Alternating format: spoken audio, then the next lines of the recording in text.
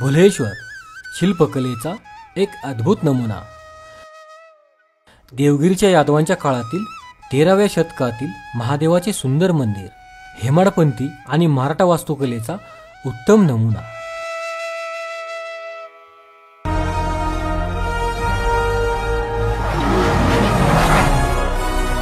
नमस्कार मित्रांनो, आज आपण पुणे जिल्ह्यातील पुरंदर या तालुक्यातील माळशिरस गावातील साधारण 700 फूट उंचीच्या टेकडीवर असलेले भुलेश्वर हे महादेवाचे मंदिर पाहण्यासाठी आलो आहोत।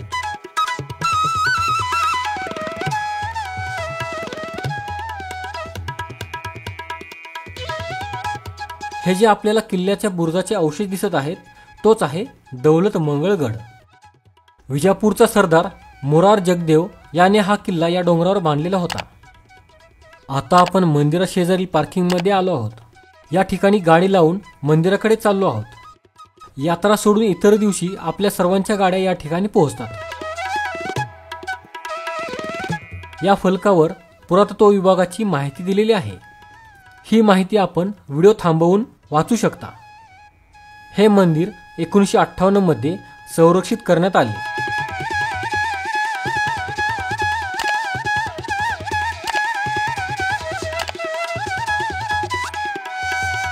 इथे चप्पल स्टँडवर चप्पल काढून आपण मंदिराकडे प्रवेश करतो। हे मंदिर पांडवकालीन आहे अशी आख्यायिका सांगितली जाते, परंतु संशोधकांच्या संशोधनानुसार हे मंदिर 13व्या शतकातील यादवांच्या काळातील आहे। या ठिकाणी प्रसाद आणि काही वस्तूंची दुकाने आहेत।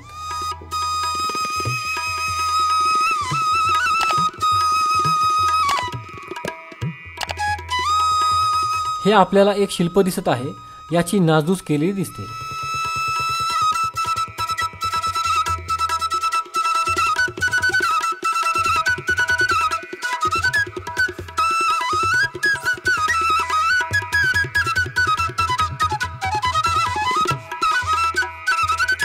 हे हत्तीचे शिल्प आहे, तसेच शेजारी द्वारपालाची मूर्ती आहे। वरच्या बाजूला खूप सुरेख हत्तीच्या मूर्ती आहेत।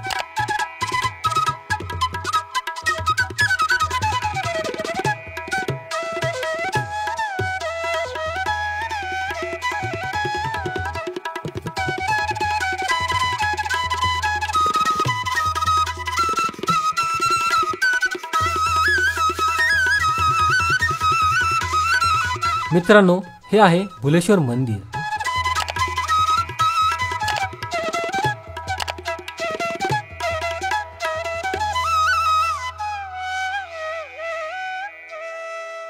ही आहे मंदिरासमोरील डीकमाळ।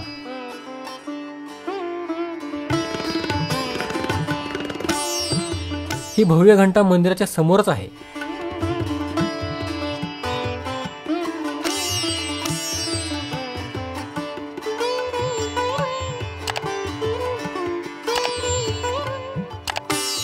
हे आहे कासव।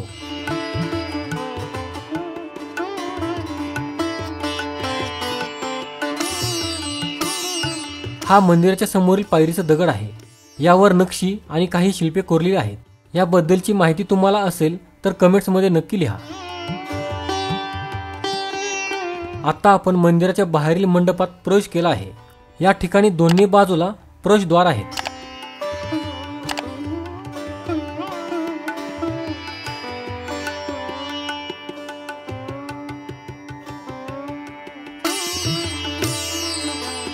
या ठिकाणच्या खालील दगडांवर देवनागरीमध्ये काही नावे लिहिलेली आहेत।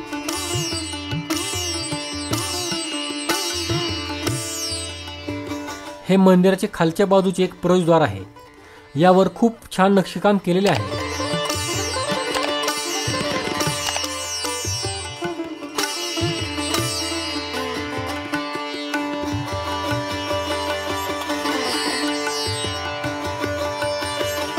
सर्व मंदिरांप्रमाणे या ठिकाणी देखील गणपती कोरलेला आहे।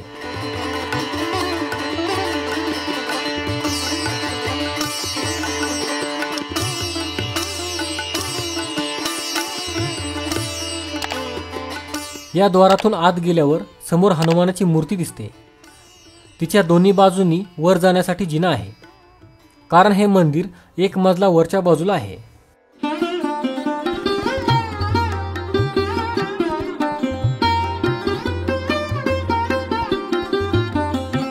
हा आहे मुख्य मंदिराचा भाग। या ठिकाणी तुम्हाला अनेक सुंदर शिल्पे कोरलेली दिसतील, पण यामधील भरपूर शिल्पे यवनांनी तोडलेली होती। बऱ्याच मूर्त्यांची नासधूस केलेली दिसते, तरी पण हे लोक आपली संस्कृती नष्ट करू शकले नाहीत। हा या मंदिरातील नंदी अत्यंत सुरेख आणि रेखीव आहे। असे वाटते की हा नंदी कधीही जिवंत होऊन चालू लागेल।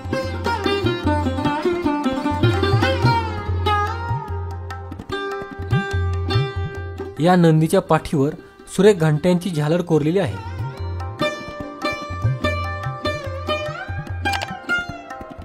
मंदिराच्या वरील बाजूला देखील शिल्पे कोरलेली आहेत।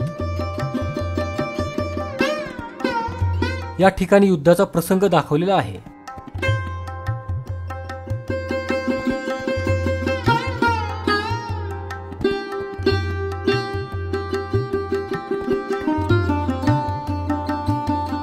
या खांबावर सुरेख नक्षी कोरलेली आहे। मित्रांनो, हा आहे मुख्य गाभारा। यामध्ये आत जाऊन शूट करण्यासाठी परमिशन नाही, तरी पण जुन्या व्हिडिओ मधील काही व्हिडिओ तुम्हाला दाखवत आहे।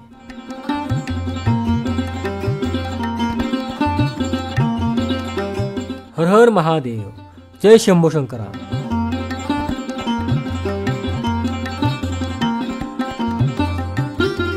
हा देखील एक पौराणिक प्रसंग कोरलेला आहे।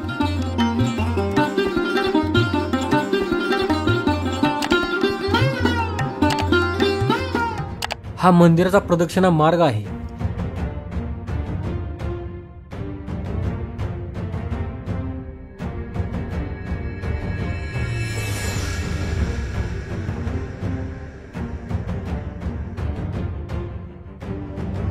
सर्व ठिकाणी आपल्याला शिल्पे कोरलेली दिसतात।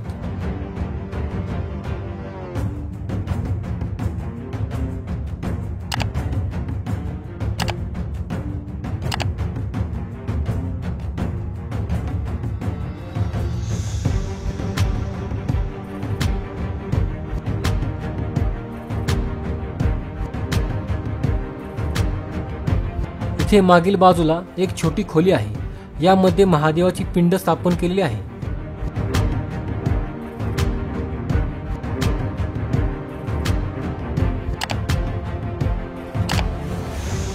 या दुसऱ्या खोलीमध्ये विठ्ठल रुक्मिणीच्या मूर्तींची स्थापना केलेली आहे।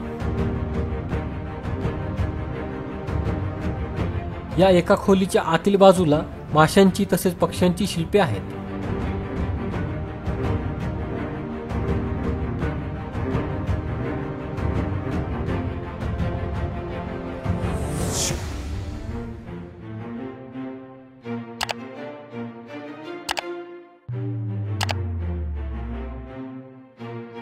या ठिकाणी वरील बाजूला सुरेख शिल्पे कोरलेली दिसतात। इथे विशेष म्हणजे स्त्री रूपातील गणेशाची मूर्ती आपल्याला दिसते।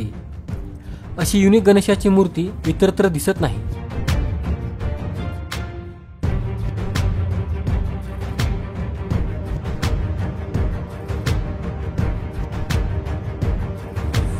या ठिकाणी एका प्रसंगात एक योद्धा आपला बाण चालवत आहे आणि तो एका वेळी 2 बाण सोडत आहे।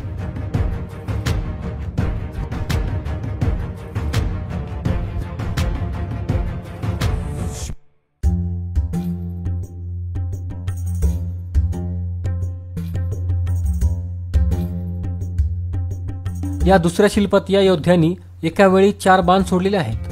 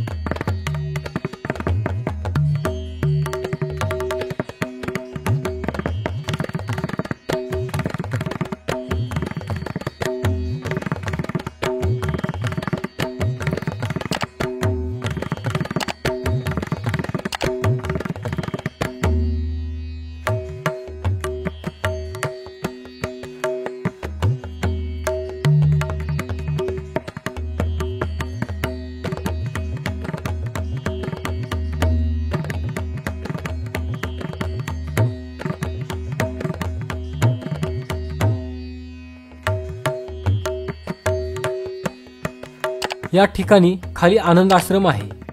जागा खूप छोटी आहे. शक्यतो या ठिकाणी ध्यान धारणेची खोली असावी.